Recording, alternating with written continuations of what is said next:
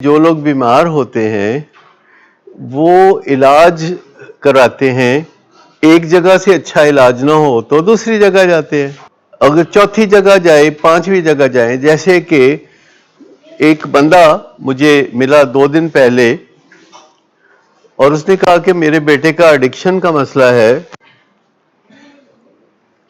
اور میں اس کو اس مسئلے سے بچانا چاہتا ہوں، اس بیماری سے نکالنا چاہتا ہوں. میں نے کہا کہ کیسے؟ کہتے یہ جو میں آپ کے پاس آیا ہوں. تو میں نے کہا کہ اچھا پھر؟ کہتے اگر وہ ٹھیک نہیں ہوگا ایک دفعہ تو میں پھر دوسری دفعہ اس کو لے کے آپ کے پاس آؤں گا، نہیں تو تیسری دفعہ، نہیں تو چوتھی دفعہ، اور اگر مجھے لگا کہ آپ کا علاج ٹھیک نہیں تو میں کسی اور جگہ چلا جاؤں گا. میں کراچی چلا جاؤں گا، میں پشاور چلا جاؤں گا، میں ملتان چلا جاؤں گا، میں کسی اور جگہ جاؤں گا. اگر وہاں سے کام نہ بنا تو میں چین چلا جاؤں گا، میں جاپان چلا جاؤں گا، میں امریکہ چلا جاؤں گا، میں کینیڈا چلا جاؤں گا. مجھے اپنے بچے کی نشے سے نجات چاہیے. میں کہا ٹھیک ہے، بالکل صحیح آپ کہہ رہے ہیں.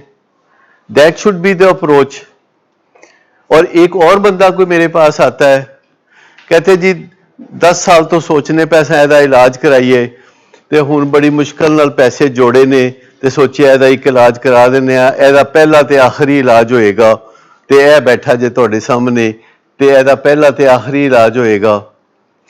تو اس سے پہلے کہ مریض بولتا تو میں بول پڑا کہ تسی پھر رہ نہیں دیو، پھر رہ نہیں دیو ایویں تسی جڑا جمع جوڑ کیتا ہے، اگر تہاڈی اے سوچے تے تہاڈا بچہ سندا پیا کہ تہاڈا اے آخری علاج ہے تے پہلا علاج ہے تے بچہ کہے گا اوکھے سوکھے ہو کے اے ٹائم بھی کڈ ہی لاں گا، پھر تے تسی باز آ جاؤ گے نا علاجاں تو.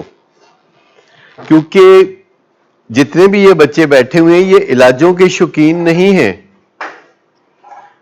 ان کو علاجوں میں ان کی مرضی کے خلاف لایا جاتا ہے اور ان کی یہ آس ہوتی ہے کہ کدوں گھر والیاں دے پیسے مکن گے تے ساڈی جان چھٹے گی. اور اگر یہ سوچ ہو کہ پیسے مکن گے تے بس جان چھٹنے والی ہے تو وہ کہتا ہے پھر اوکھے اوکھے ٹائم کڈ لینے ہاں.